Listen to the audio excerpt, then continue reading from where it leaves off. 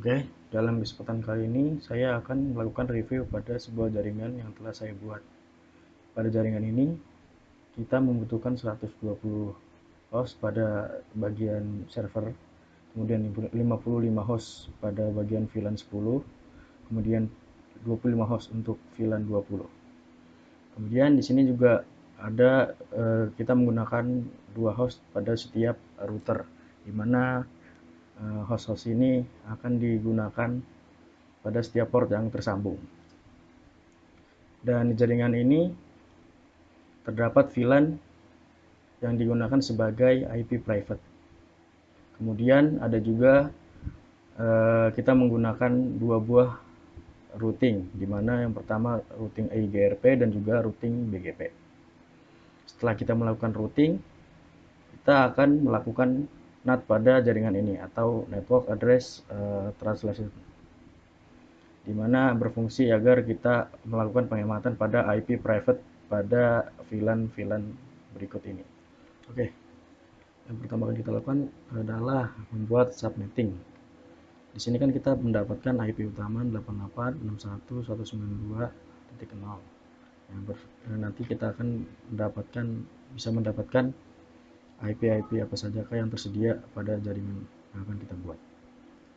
Yang pertama kita lakukan ialah mengurutkan host yang terbesar, yaitu dari 120 host, 55 host, 25 host, kemudian dan seterusnya. Selanjutnya kita harus menentukan range berdasarkan kebutuhan. Jadi dari yang pertama 120 host, kita akan mendapatkan 126 host. Kemudian 55 host, kita akan mendapatkan 62 host, dan seterusnya. Setelah itu, bit network ini berfungsi untuk menentukan netmask yang akan kita dapat. Setelah kita melakukan itu semua, kita akan membuat tabel subnetting, di mana tabel subnetting ini terdapat IP network, IP awal, kemudian IP akhir, setelah itu subnet mask dan juga broadcast. Sebagai contoh, host yang tadi 126 host itu kita buat IP awalnya dari 1 sampai 126. Selanjutnya kita langsung masuk saja ke Cisco Packet Tracer setelah saya buat. Di sini saya sudah membuat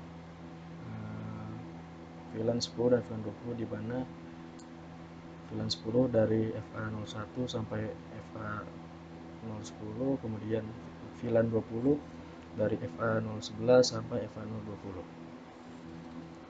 Kemudian kita langsung masuk saja ke router 0. Nah, di router ini kita memasukkan IP DHCP ke VLAN 10 dan VLAN 20, di mana kita menggunakan network 88.192.128 dan juga network 8 di VLAN 20 menggunakan network 88.192.192. Nah, setelah kita membuat IP DHCP pool ini, jika kita memasangkan PC dan menghubungkannya dengan salah satu port di sini, maka akan langsung muncul IP-nya. Nah, setelah kita mendapatkan IP yang tersedia tadi, maka kita akan memasukkan IP ke server, kemudian kepada port-port yang tersambung di router ini. Setelah IP tersebut telah dimasukkan, di sini di router pertama kita membuat sebuah routing yang bernama IGRP1. Routing IGRP1 ini kita masukkan network yang langsung terhubung dengan router ini, seperti network 88.192.224 yang dimana tersambung dengan router 2, kemudian dua VLAN yang tadi kita buat. Di router kedua ini juga sama, kita memasukkan router RGP1 dengan network yang tersambung dengan router jalur-jalur selanjutnya, seperti 88.192.224 dan juga 228. Oke, selanjutnya di sini kita akan membuat routing BGP. Yang saya buat di sini contohnya adalah pada router 7, dimana kita seperti biasa membuat menghubungkan dengan 3 jalur di sini, network pada 3 jalur ini, kemudian membuat neighbor yang terhubung langsung dengan port SE001, yang dimana harus menyertakan remote AS 500 dan juga 600 agar terhubung di sini. Kemudian begitu pula dengan router-router selanjutnya dengan di router 5 ini akan menggunakan remote AS 400 dan 700.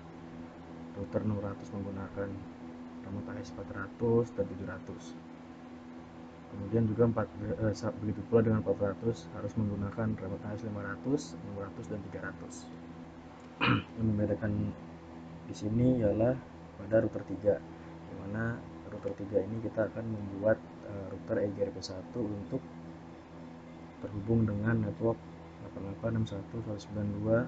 8861.192.228. Kemudian kita juga membuat BGP 300 untuk terkoneksi dengan router BGP 400. Setelah itu kita akan menggabungkan dua buah jaringan yang berbeda ini dari routing EGRP dan juga BGP dengan cara redistribute BGP 300 metrik 1125.1.1500.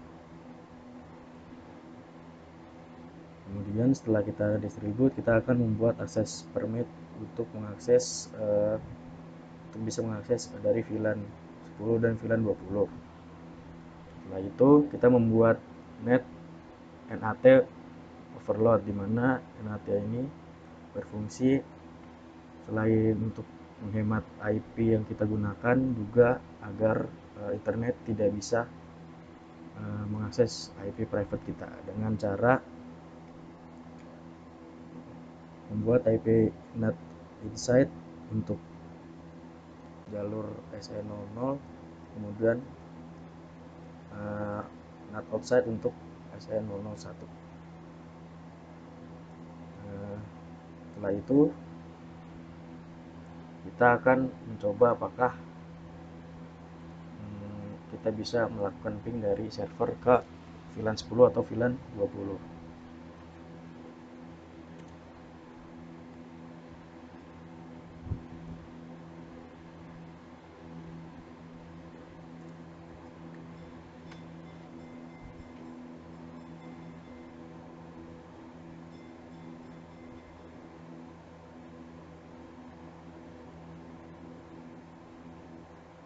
Nah, di sini kenapa ping yang keluar adalah 88.192.230 bukan yang 192, karena di router 3 ini kita sudah putus agar dia dari server tidak bisa melakukan koneksi ke IP private di sini. Jadi sekian video review yang saya buat, kurang lebihnya mohon maaf, terima kasih.